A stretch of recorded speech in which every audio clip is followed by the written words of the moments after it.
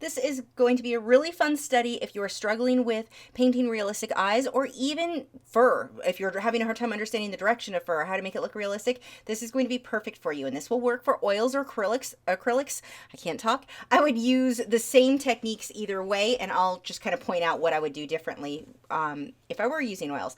So this one is acrylics. I painted everything with raw sienna first, just a base. You could also paint like a Van Dyke brown if you don't want yours to have as red of a tint as what mine does. Mine is more red than what these guys really look like, but I like that reddish tone. So anyway, raw sienna is what I painted first. As you can see, I didn't worry about blending the paint. I just left all my brush strokes on there.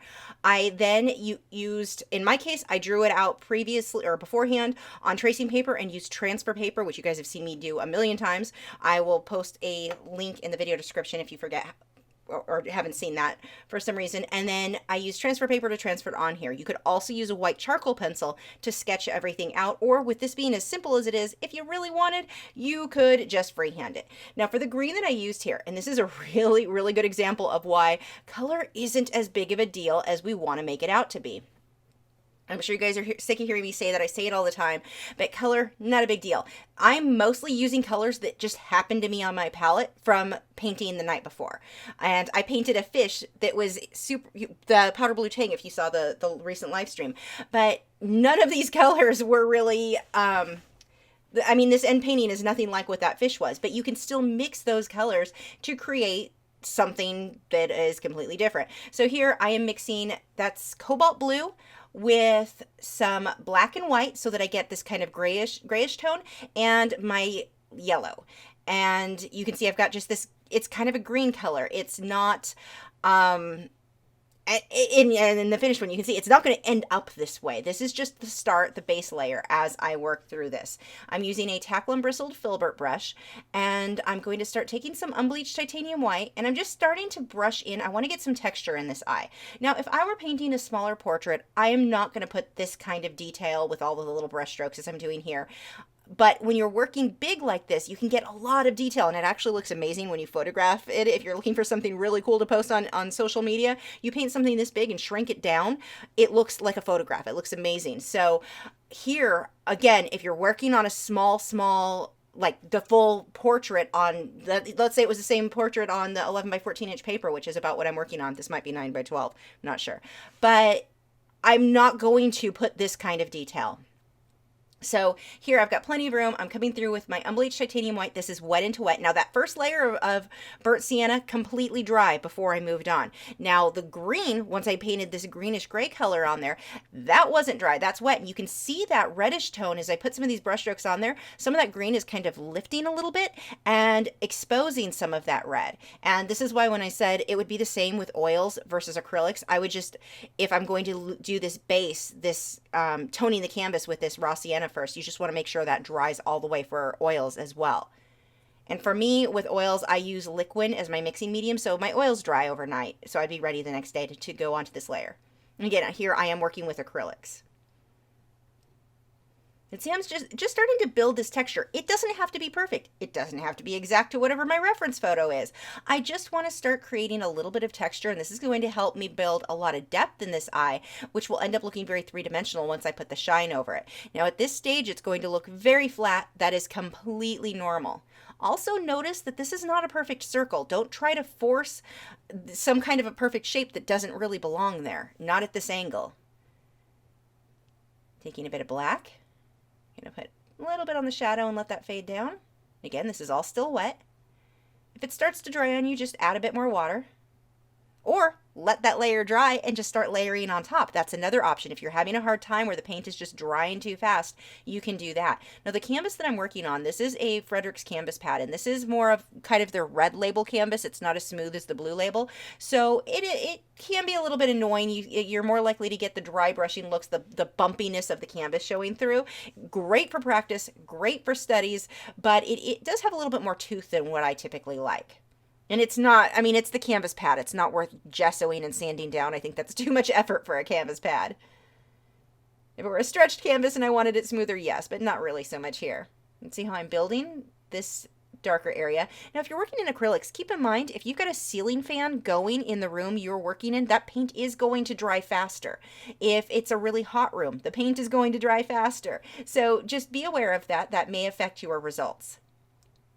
But for the most part with acrylics, you just learn to paint fast so you can get what you want done before it dries. You could also use an airbrush if you wanted something to stay wet. You could use an airbrush to mist it to keep it wet while you're working.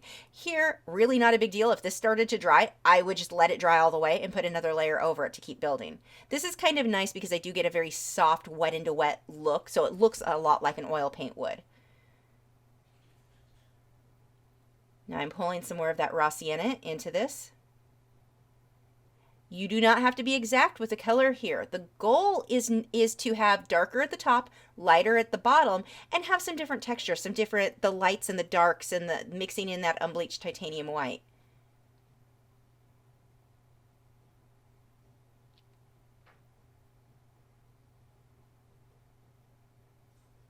And I do not need this layer to be perfect, because I can come back through if I realize, you know what, because I'm blending wet into wet, I'm starting to create mud. Let it dry and then go over it. Do another layer over it. Same thing with oil. If you ever get to where you're just mixing too much and you're creating mud, that's the sign that you need to, you're done for the day with oils, because you've got to let it dry for a day. You're going to come back and work on it the next day. With acrylics, just take your hairdryer to it and dry it the rest of the way. Or dry that layer and then continue working on it. You can see as I'm working here, because I'm using a medium amount of water, not a lot, not enough that the paint is super translucent. It is pretty opaque, the colors that I'm using here, because of the unbleached titanium white. But it is, I can overblend. If I do too many brush strokes in the same area, instead of having light at the bottom and dark at the top, I'm going to end up with one medium muddy color. So don't overwork that brush. I think that's probably one of the biggest problems that people have when they're painting, when they're working wet into wet, whether it be oils or with acrylics, is that you'll do a couple of brush strokes and think, wow, this looks good. So if this looks good, more brush strokes will look better, right? No. Usually just see how, as I apply paint, a couple of brush strokes and move on.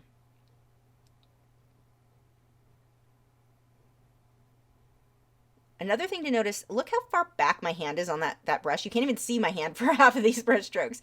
But keep your hand back further. You're going to actually have more control if you learn to do that than if you're super stiff and just used to keeping your hand right up at the tip of that brush. You're not going to get these nice brush strokes. You're not going to have the control of the pressure that I'm putting onto the brush. I'm not pushing hard here. I don't have a ton of paint on the brush. I mean, enough that I get my brush strokes. If I start to have that bumpiness of the canvas showing through, that lets me know I need to reload the brush with either paint or more water, or in many cases, both.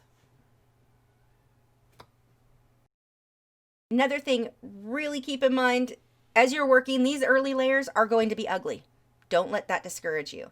So I'm going to let that area of the eye dry. I'm moving on to this outer area here, starting with gray. So just black and white. I think I've still got some of the green on my brush, but I just wanted more black and white so I get more of a gray tone.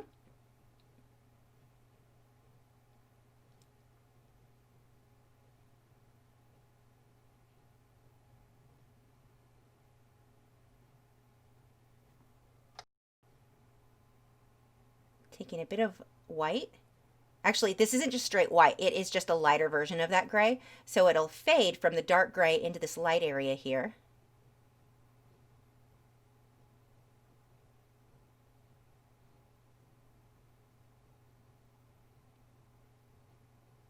Now see how my edges, they're semi-clean. They're not bumpy. I don't want bumpy, but they're also not super crisp. I can come back and make them more crisp later.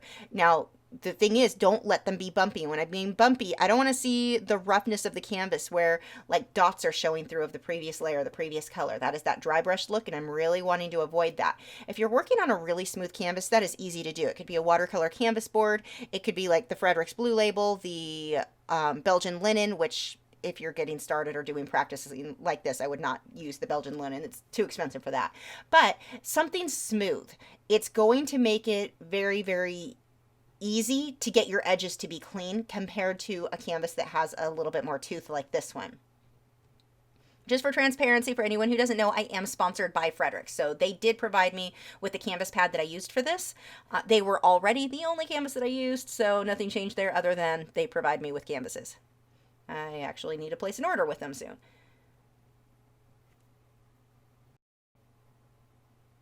So now I've switched to a round brush. This is a Simply Simmons brand. It's that golden taklon bristle.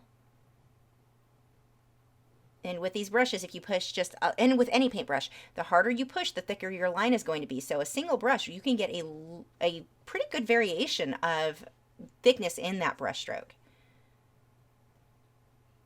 Here, I'm pushing a little bit harder. I want clean edges. I need to have my brush loaded pretty well with the paint in the water. You've just got to play with it to figure out what balance of paint versus water that you want.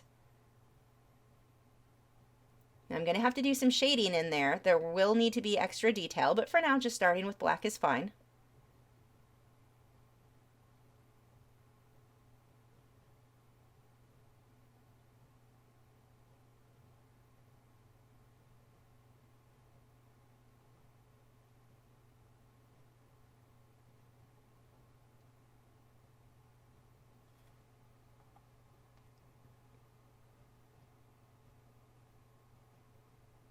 So I'm mixing a slightly lighter gray here. It's still dark. Just added a bit of white in with it.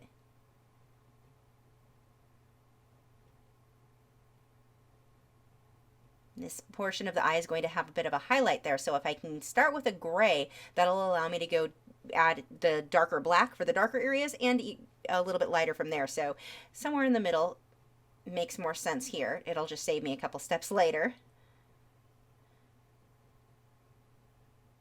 And when I say save me a couple steps, just that I don't have to mix a medium gray. So just kind of starting in the middle, I can mix up and down from there for what I need.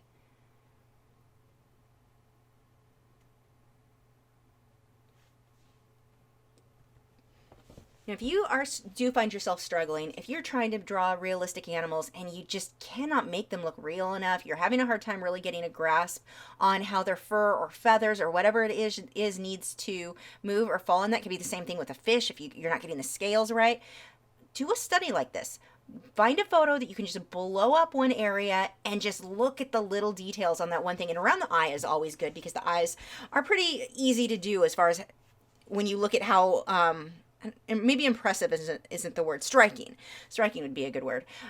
They draw people's attention, and so you get that part that's a little bit more simple, but you've also got the fur around that area, or scales or feathers or whatever it is, something that you can just blow up and just do that little study, work on that little area. When you go then to maybe after you get this done and you've really got a good grasp on that, you go to do this on maybe the full face. It's going to be way easier for you. Don't jump into thinking that you're going to have something look super realistic if you're new to painting by jumping into painting the whole tiger. Instead, start with the eye, then a little bit more and a little bit more, and it's going to make you understand portions of it. I mean, they call them studies for a reason. You're studying this blown up, this close area. You're really getting a good understanding of how the fur is put together, of how each strand of hair comes out from around the eye. If you can blow it up, it makes it way easier. And then, of course, you're only focusing on one area, so that makes it easier too. I'm just blocking in with that color a little bit more of the raw sienna so that I can better see where those spots are going to go. I knew I was going to lose them. Now, I let the green of the eye dry before I did the black here. Now, this is really, really sharp, but I am going to soften it a bit when I start glazing the color around it. But I do want this portion to be nice and sharp. No bumpy edges. Now look how flat the eye looks. It's not going to stay this way, but this is what you want it to look like at this stage.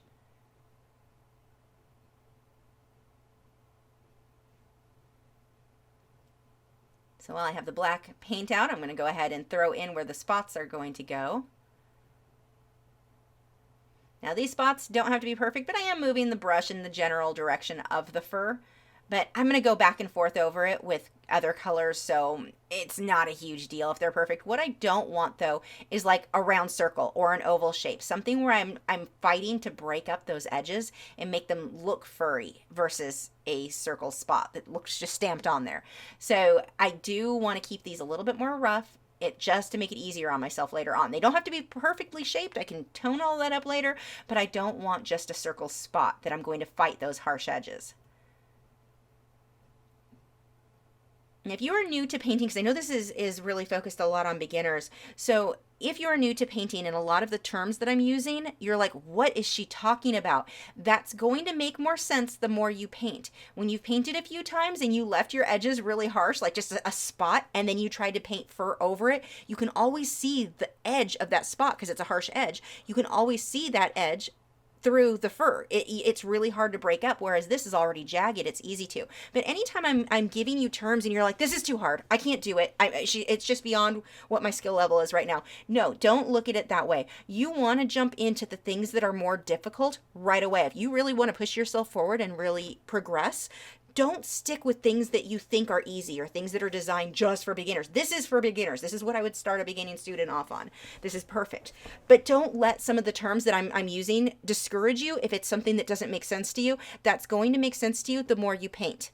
There's no real way around that. You just have to paint. And then when you've experienced one of these problems that I'm talking about, the next time you watch that video or watch another video where I use those same terms, you're going to be like, okay, now I get it. I totally understand what she's talking about. But unless you've experienced those problems, it's not going to make a ton of sense right now. That's fine. That doesn't mean you're watching a video or trying something that's too advanced for you at all. That pretty much means you're doing what you should be right now. Everything should always feel a little advanced for you.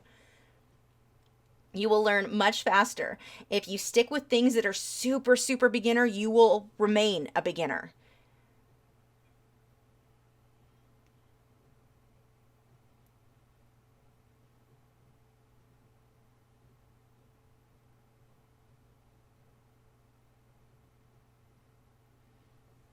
Now the black paint here is still a little bit wet. The gray that I'm painting in is just blending in a little bit, so I'm getting that nice wet into wet look. When I say wet into wet, what I mean is the black layer is still wet, the gray layer is wet, and they're kind of smudging or blending together. If the black layer was dry and I paint the gray layer on top of that, it's going to be a harsher brush stroke than blending wet paint onto wet paint.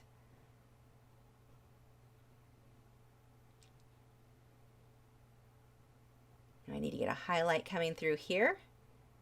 Now I'm using that, this is one of the smaller Taklon bristled filberts. If you have a hard time controlling this, you're not getting as thin of a line as you want, switch over to your round or switch to one of your liner brushes if you need to. Don't feel like you have to use the same brush that I'm using. It's going to get easier and you will get to the point where you can use a larger brush and get tiny detail with it, but that is something that comes with time. So don't try to force yourself to use the exact shape brush I'm using if you think something else is going to give you a bit more control. Now this portion of the green of the eye is dry, and so see, as I start adding the red on here, this is thinned down with quite a bit of water. This is a definite glaze at that point. You're still seeing the green underneath, you're seeing what I've done underneath that, but it's tinting the color. You're not going to do a glaze over a wet area. That's wet into wet. You want it anytime you're doing a glaze where you've thinned the paint out with water so you're getting that transparent look. That is done with painting wet paint on top of dry paint. But that dry paint needs to be all the way dry, otherwise it'll start to lift as you add the wet paint on top of it. So I took a clean brush that's a little bit wet. Those lines that I did, those shadows, were a little bit harsh. So that brush that I just used to blend that out with, it was just another Taklon bristled filbert. I have two of them that look about the same that I'm using in this video. And it was clean with a bit of water on it. And I just lightly smudged, more damp, not much water. Much water will just erase it. But I just smudged that a little bit with that damp brush.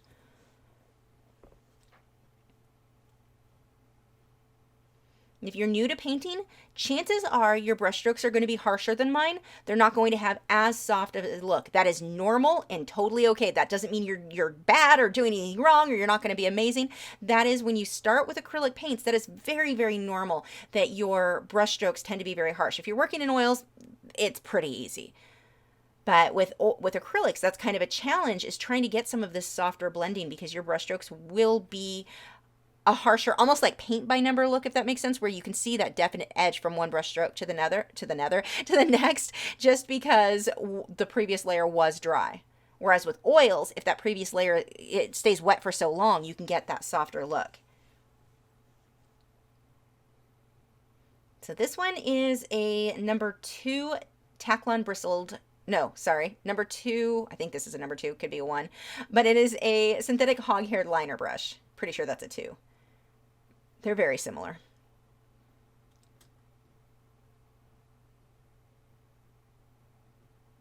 This is unbleached titanium white. I'm keeping this easy. You can go through and mix the most perfect color in the world, exactly what you want, and it takes you forever. Make it easier on yourself. And I mean, it's that much more of a challenge. Keep it simple. I'm just going to use unbleached titanium white. Now, this is why I painted the dark color first and didn't just paint against the white of the canvas. I'm intentionally going to let portions of that dark, of that burnt sienna, show through.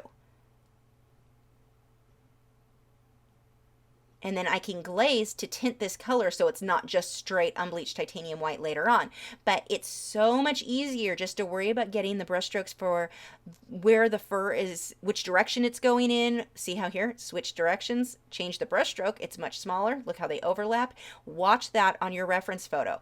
That's going to be way easier to do though if you're just putting unbleached titanium white on top of whatever your base color was. And on this one, again, if you don't want to go super red, you could do like a Van Dyke brown, just a normal brown would work just fine. But you can, it's easier to control, I think, and especially when you're new, if you're not having to worry about trying to mix colors as you're trying to understand the way that the fur should be formed and where it twists and turns and how long is the fur or that brush stroke going to be? Does it switch directions? Is it a thin brush stroke or a thicker brush stroke? All of those things, that's enough to deal with. You don't need to add, especially in the beginning, you do not need to add trying to mix the perfect color on top of that. And honestly, when you glaze and do things in layers, you get more depth anyway. It tends to look better. So don't think of this as a paint by number of, I just need to put the right color in the right place. That's not how this works. We're going to layer and glaze and tint color to get it to where we want. But right now, all I need to focus on is getting that fur built up in the shape that I want it to be in. Watch how these curve. Another thing to notice whenever you're doing anything when it comes to nature, so wildlife paintings or even landscapes, very few things are going to be straight lines. Almost everything will be at least slightly curved. So watch that. Anytime, man-made things, you'll have straight lines, but when you, buildings and fences and such, but when you get into nature, the majority of things will have slight curves. I mean, even tree trunks, they're rarely perfectly straight.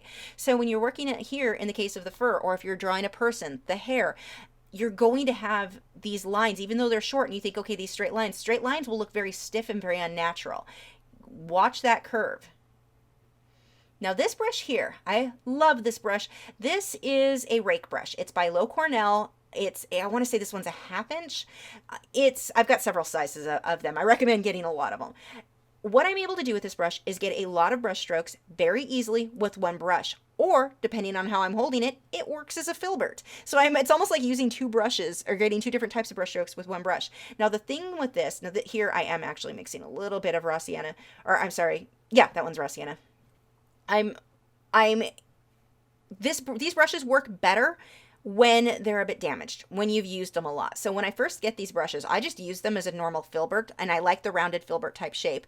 It gives you a more natural look, something with a straight line, the straight hair brushes. I think the only one that I have that's straight that I like is the Bob Ross. He has a wildlife brush. It's actually one of the only brushes he has that I really like, just because his brushes aren't meant for my techniques, but that brush I love. So I will use them just as a normal filbert until they start to get damaged. I intentionally don't clean them with soap. I just rinse them with water because as paint starts to build up in right where the bristles attached to the handle there, they're going to start spreading more. When they start to spread more, that's when this brush works really, really well as a rake brush. So that's just one of those things. If you get one brand new and you're like, wow, this is not doing what hers did, that's why I just use them until they start to get a little damaged. Then I can start using them as intended as that rake. But with the rake brush, you've got to get the hang of. See, look right there. That just looks like a filbert, and it's only because I'm holding it. It doesn't look like I'm getting rake brush type shapes there. But with these brushes, you're going to have to thin your paint out a little bit with water. Well, I do that anyway, but I'd say a little bit more water than I might normally. Not a lot. I don't want it to run. I don't want it to be translucent, but just a bit more water, and don't push as hard, and it'll let the individual bristles will create, individual little brush strokes at a time. If you take your fingers, you don't really understand what a rake brush is, put your hand in front of you with your fingers, just flat, put your fingers all next to each other. That would be like your normal filbert paintbrush. Now spread your fingers apart, there's your rake brush. And so with one brush stroke, you're getting a whole bunch of little brush strokes. Now you don't want to depend on that for everything. It can give you a very unnatural look, especially the flat brushes. you've got to twist and turn the brush. You've got to get variation, because if you use that one brush to try to paint in all your hair, it looks too uniform, too stiff, too fake. But if you twist and you turn it and you combine this with using round brushes and with going back through and using liner brushes, I think it gives you a really nice look for the fur, and very quickly. I will say I tend to like my rake brushes a bit better with acrylics than I do with oils. With oils, the paint is a bit thicker. They're not as useful, I find, with oils as with acrylics. With oils, don't do the Lowell Cornell one. Go with the Bob Ross Wildlife for wildlife hair, something like that. But his brush is better for oils. It's a little bit more stiff.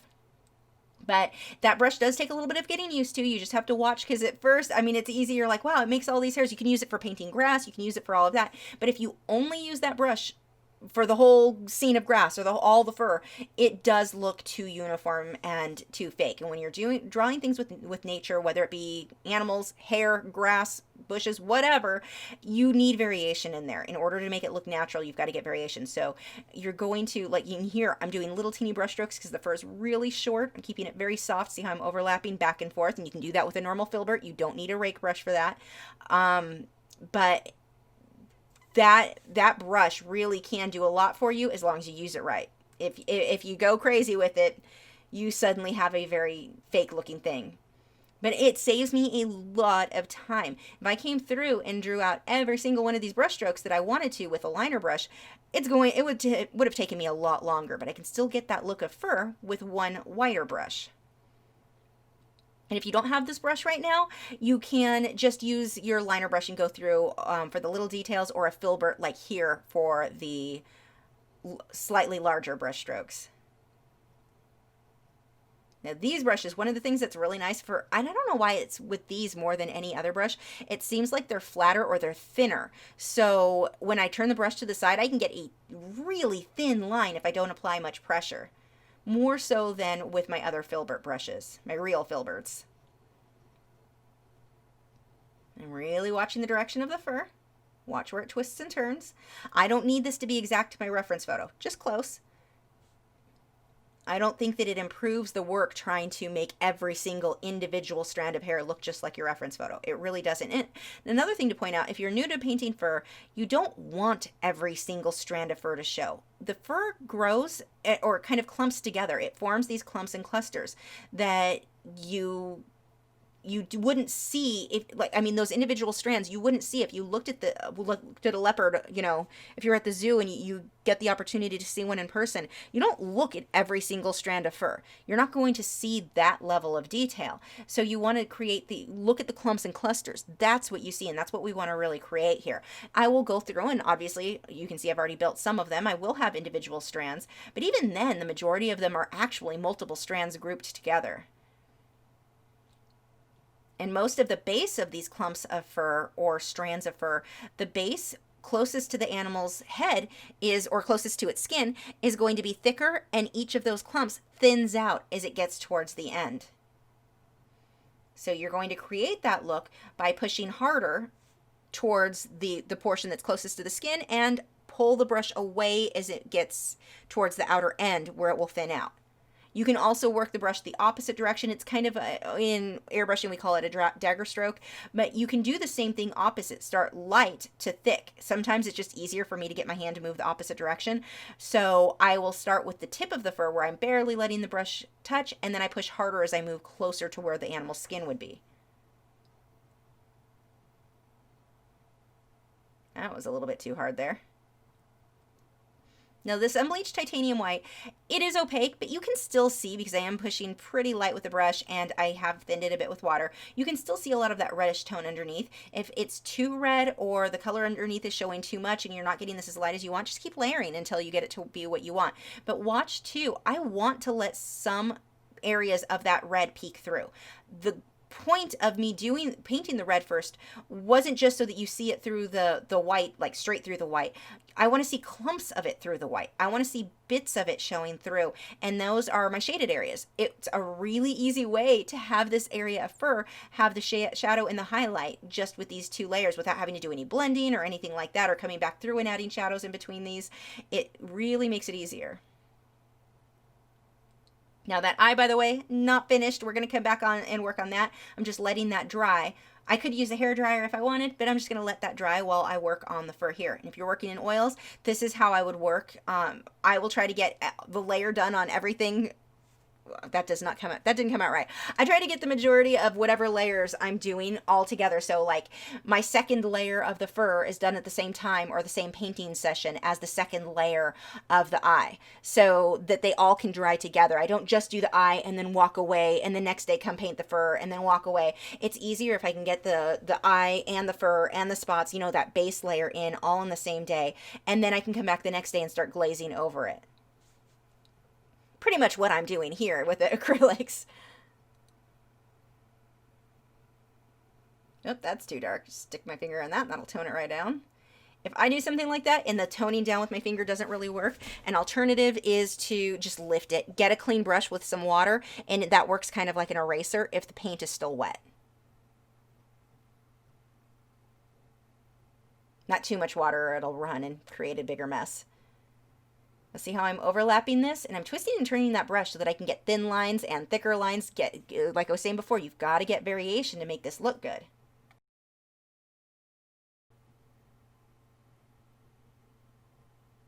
So you can see that. Look at all the fur. Look at all these brush strokes. Look how much variation there really is. Not just where it twists and turns, but do I have a thick stroke or a thin stroke?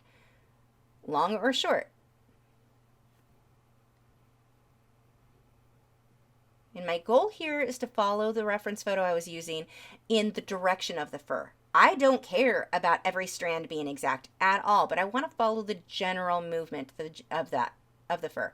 Now, when you get to the fur around the eyelid there, you'll see it's not just a straight line of black where it looks like he's wearing eyeliner. Look at how some of that fur overlaps up to that skin. It gives it a bit of a jagged look.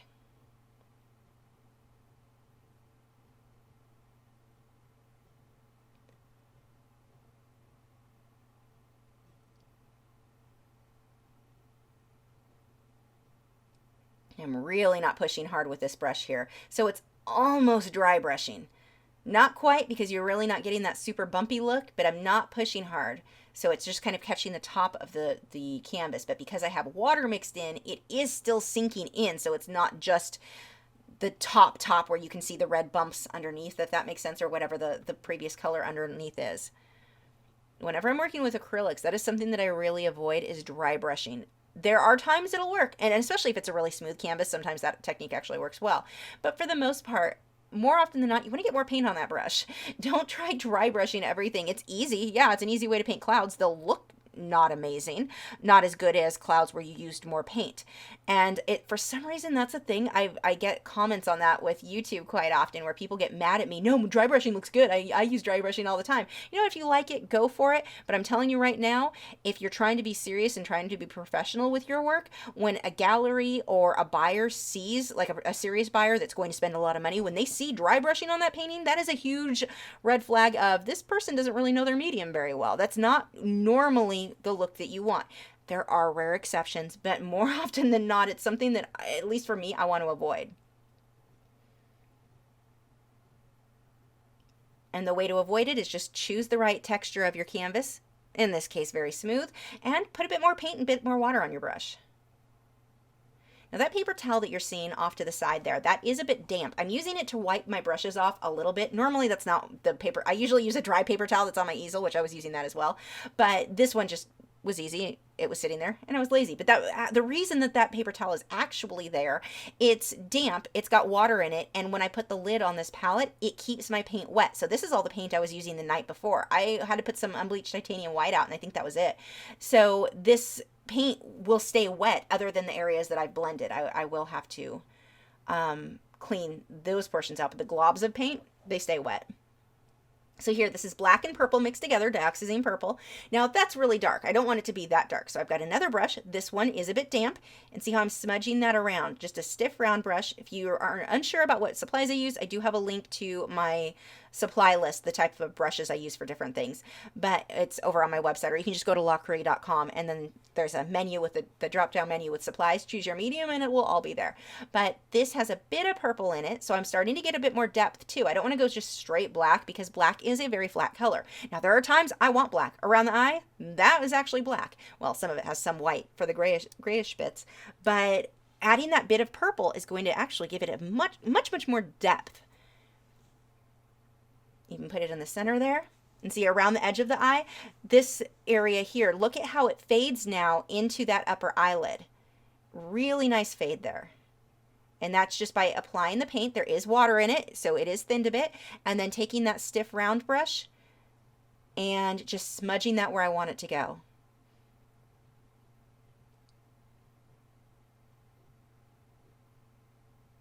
And this is more just black. And again, this is an area you can use a round brush. You can use a liner brush if it's easier for you to control. That's a fairly thin line.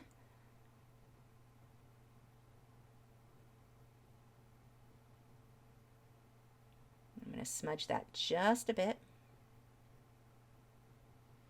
Really watch when you're smudging. Don't overdo it.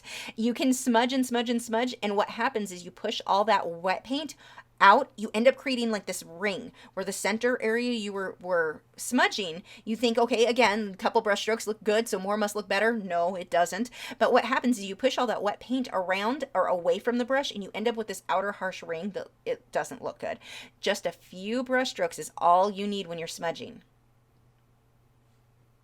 Or just any blending really in general. So here I'm taking a little bit more of that unbleached titanium white. Let's pull some highlights out. Another thing I want to point out, if you're starting, you're not going to paint this fast, just pause the video and work slow. Don't take that as a personal like, oh, I can't keep up, I'm not good at this. I paint fast anyway, but that's normal, especially when you're first starting. You're going to be quite a bit slower. Not a problem, and it's not something to be frustrated with yourself about. A bit more unbleached titanium white. There is some white in there, or some water in there, as usual. So see how my brush strokes are still pretty soft. And I'm not pushing really hard with this.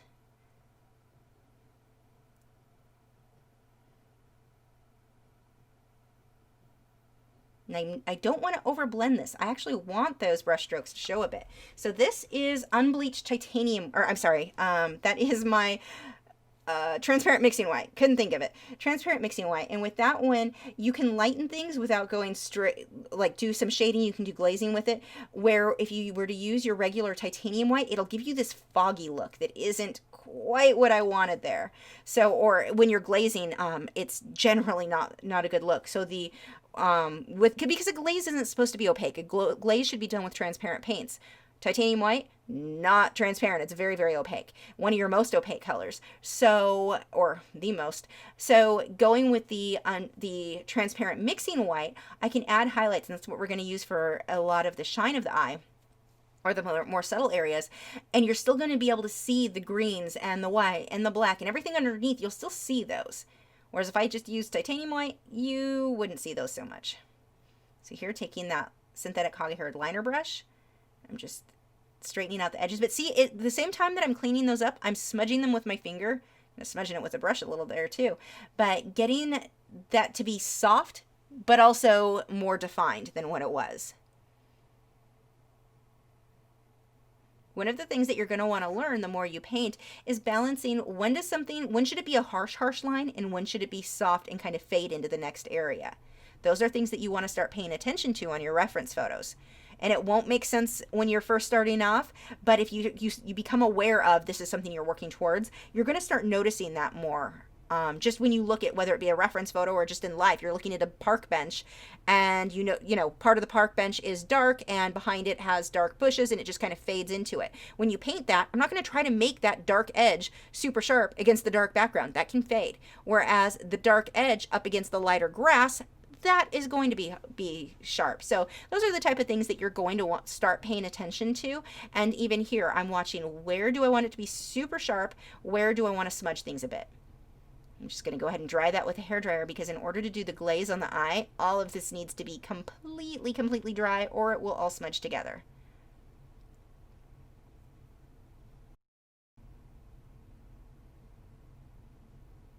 And I'm going to let that set a bit. Right now I'm mixing some black and my burnt sienna. If you mix those two together, you can get a really nice chocolate brown. Weird, because it's not something that I would just assume that's what's going to happen when you make those colors. Certain colors make sense to me. Yellow and blue, that's going to make green. But yeah, for a nice chocolate brown, burnt sienna, and your black. And the reason that I'm not just using brown is I'm too lazy to get up and grab it. Why make those few steps away where my paint is located when I can just use what's on my palette? I'm going to go ahead and start adding some of the shadows here, and there's a fair amount of water mixed in, so I can still see my previous brush strokes through what I'm doing. I'm not covering it to the point where it's like, well, what did you bother putting all those hair marks under? No, this is good. This is going to soften that out, and you can still see what's underneath.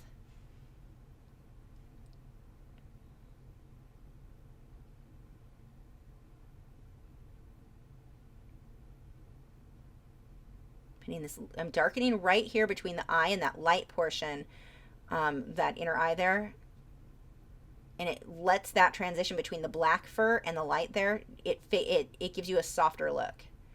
And then here, look at how you can still see all those brush strokes through it.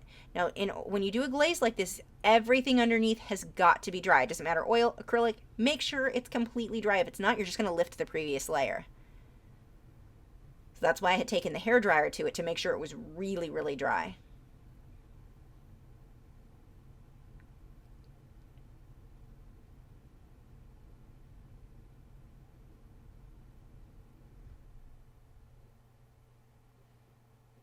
Now watch your reference photos as far as details like where the spots are located.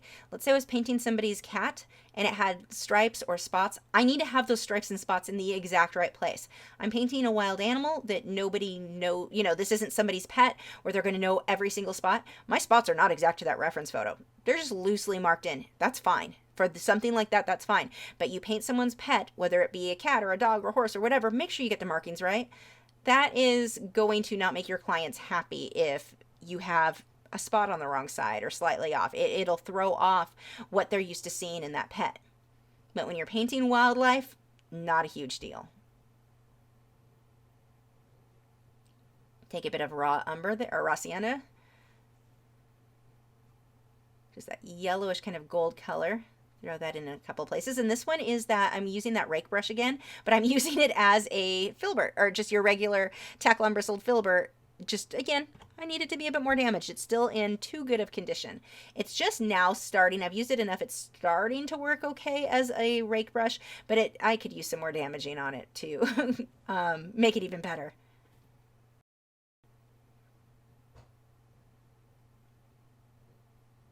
Now this is starting to get a bit too dark, too brownish. That's okay. I can come back over it with some of the unbleached titanium white or whatever colors I want to brighten up some of this.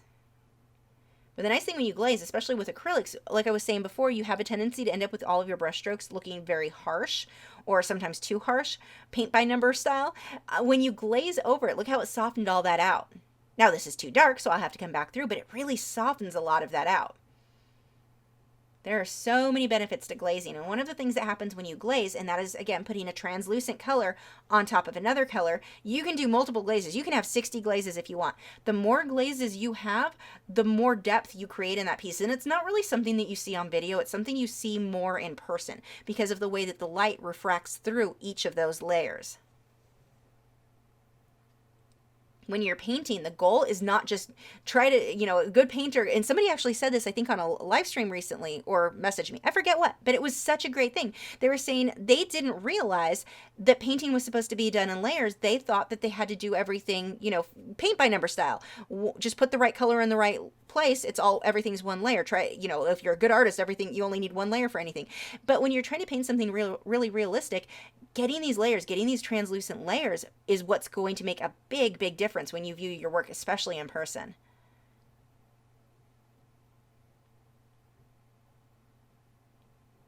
Yeah, I loved that, though, about thinking that they were all supposed to be, everything was done in one layer if you were good, because I do remember when I first started, I thought the same thing. It took me a while to realize how many layers you'll paint. Whoops, that's too dark. Let's just go ahead and wipe some of that off.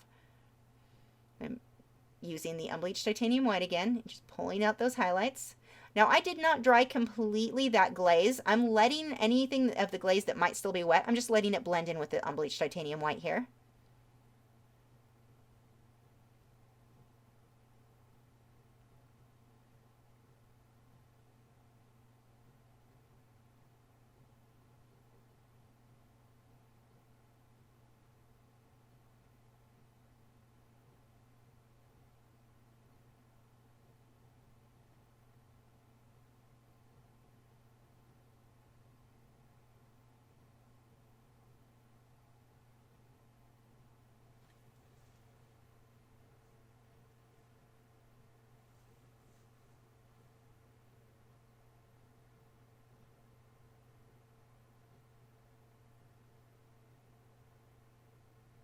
One of the biggest things that you can do for yourself to improve your painting is to paint more.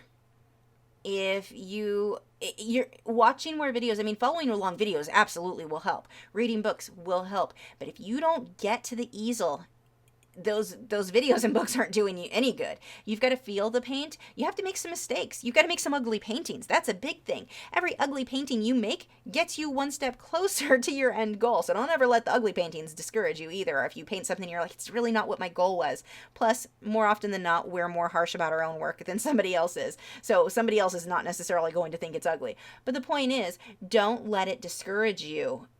That those paintings, those not amazing paintings, do not mean you're not going to be good at this.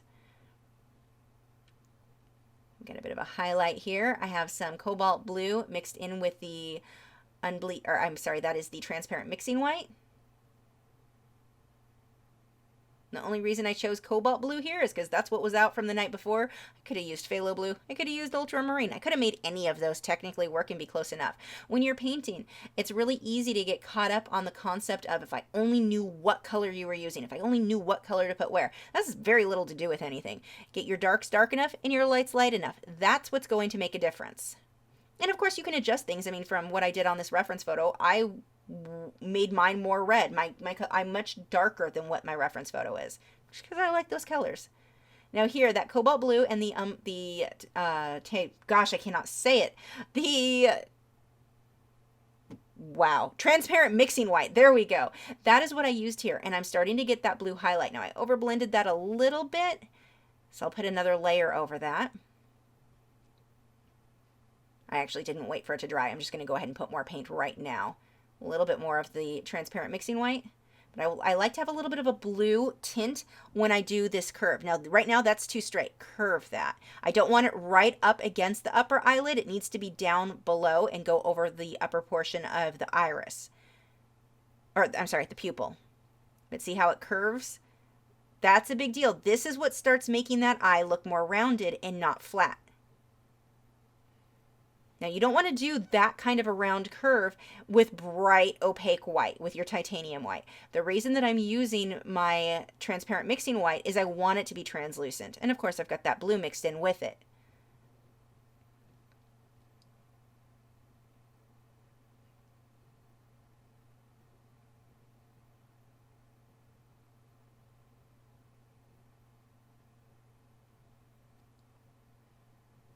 Now, when you use a hairdryer, make sure the canvas is cooled before you start painting on it. You paint on acrylics on a hot canvas, and that's going to dry really, really fast. Just using that blush brush, or I'm using it as a mop brush.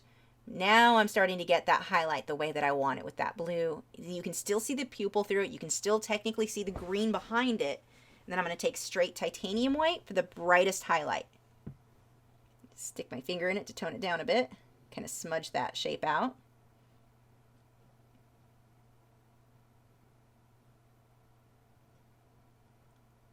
I'm just going to dab that so it's softer. I could actually put more straight titanium white if I want it to be brighter. That is basically going to be the brightest point of your painting, is the highlight on the eye. Of most of the time when you're painting wildlife like that, like if it's a close-up of the face, if you can see the highlight in the eye, the highlight will generally be the brightest part of your painting.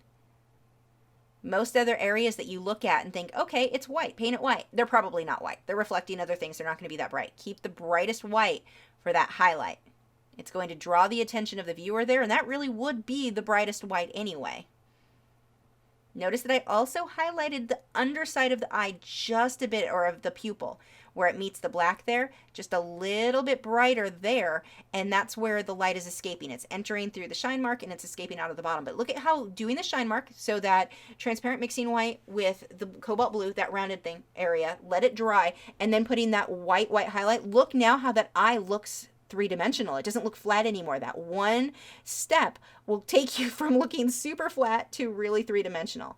Now I'm taking some unbleached titanium white and I'm just adding some highlights with my liner brush. Now the liner brush I will hold closer to the bristles. That's the one brush that I'll hold up close. But with that guy, see how I'm being a little bit more controlled, hitting some of the tips of the fur?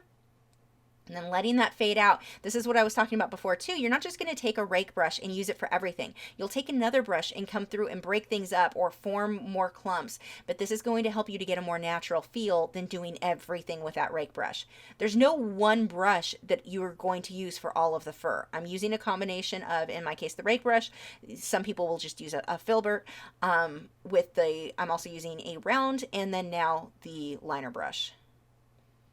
You can technically use, if you've got a smaller flat brush and you hold it to the side, you can use that as well. But it needs to, though, that would need to have really, the bristles in really good condition, so it was super, super, like the bristles were really tight together.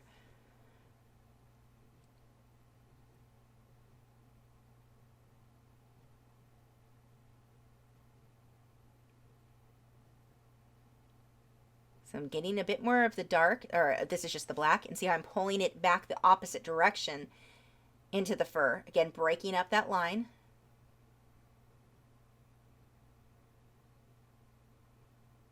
One of the things that I will do a lot of the times when I paint animals like tigers or leopards, anything that has the black in it, cheetahs, I will have a different color.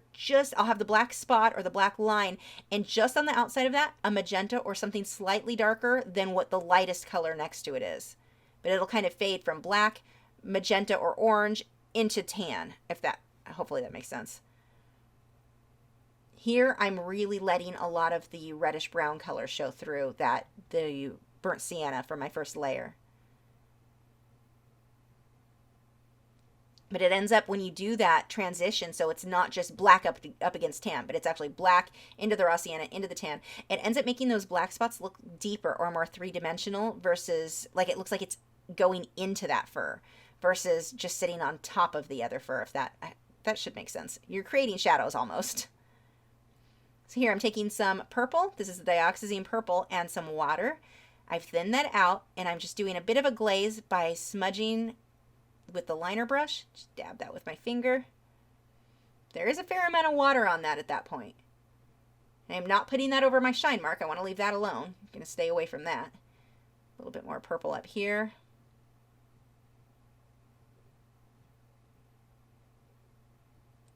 And that's the dioxazine purple. See, I'm pulling this into a lot of the black, and that's going to help my black not to feel so flat.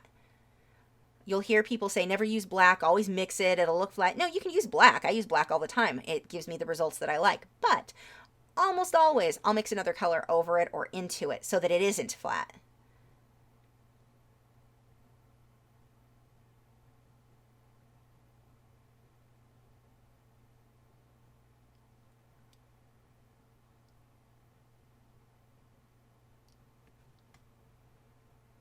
This is the end stage where you want to start stepping away from your painting a bit to decide, do I need something lighter? Do I need something darker? And while I still glance up at the reference photo, I kind of step away from that more, in that I start worrying about what will make my piece look better, because it being exactly like the reference photo doesn't mean it's going to make for better artwork.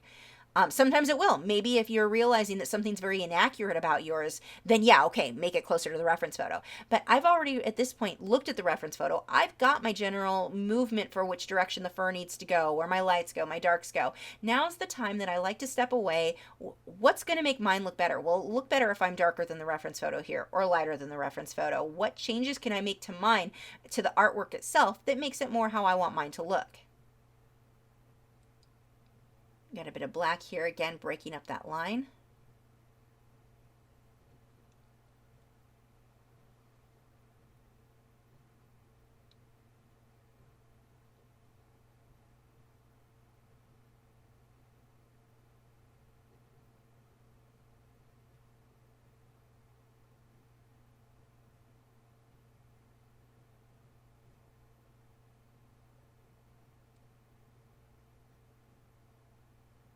And whenever you want something to look super realistic, paint bigger. It's easier. It is so much. I mean, you can paint small and do it too, but it really is big, a lot easier if you want to get a lot of that detail to go a bit larger.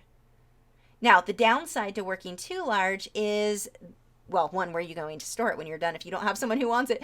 But it can be overwhelming. It can be a bit harder to blend certain areas. But if you break it up into small sections, you know, I'm going to work on the eye today, I'm going to work on the nose today, that sort of thing, it can be easier to tackle. Takes longer, but when you take a photograph of that work and shrink it down, it looks amazing. It doesn't look good when you take something small and make it bigger, but if you take something big and make it smaller, it really looks better.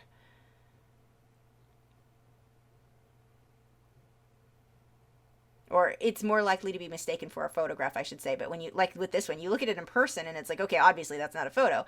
But when you look at it when it's shrunken down on a, like on social media on a screen or something like that, it looks, when you first glance at it, like a photo until you look closer and see brushstrokes. Here I'm using the purple.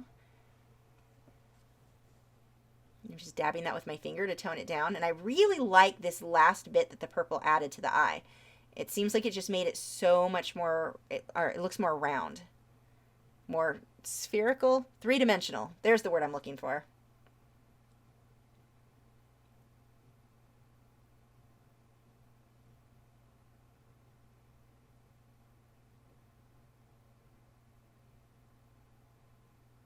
Just adding a few more with the fur marks there and the unbleached titanium white.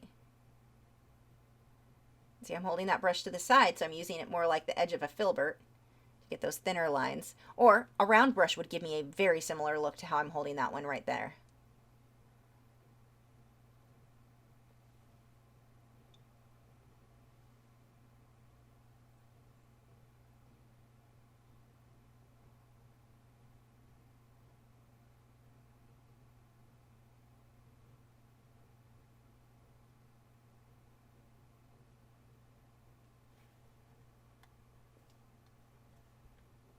Oop, too dark. Dab that with my finger. If you're working in oils, don't use your finger. There can be zinc or lead or different things in that paint you really don't want soaking through your skin. So I try to keep my hands very clean when I'm working with oils. If I need to smudge something, I'm going to grab a clean brush to do that with. With acrylics, these are non-toxic, so I really don't worry about it.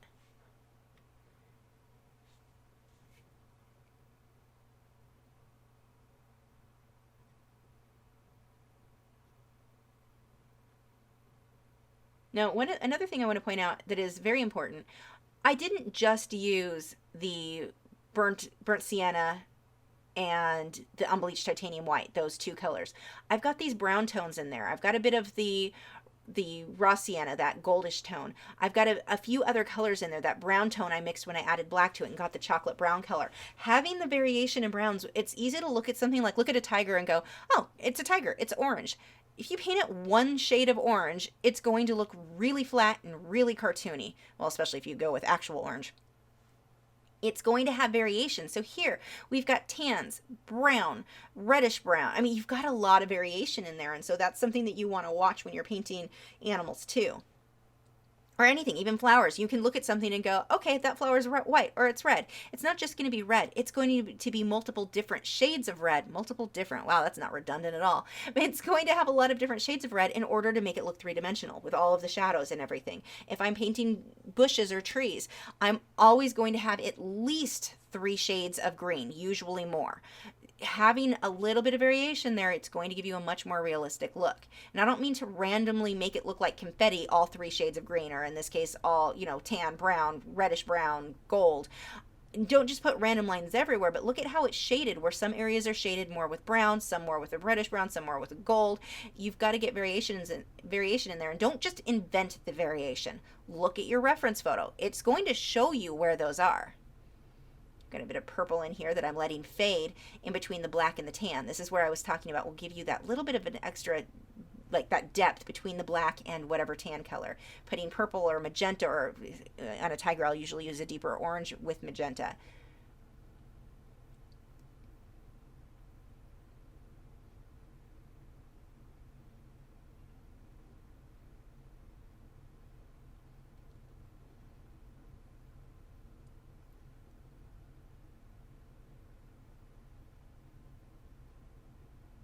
One of the reasons I wanted to darken up some of these areas is that the light area around my eye, I wanted it to be a bit brighter, or that on the bottom side of the eye where the fur first meets the eyelid. I wanted that to be a bit lighter. But it didn't need to be lighter. What I wanted in order to make that lighter was make the next area darker. You can make one area look brighter if you're having a hard time getting your brights to look as bright as you want by making what's next to it darker. Sometimes that's all it needs. It's not that your bright actually needs to be brighter, but that the darks next to it need to be a bit darker. And that is it for this one. If you paint this, please share it with me. I would love to see yours.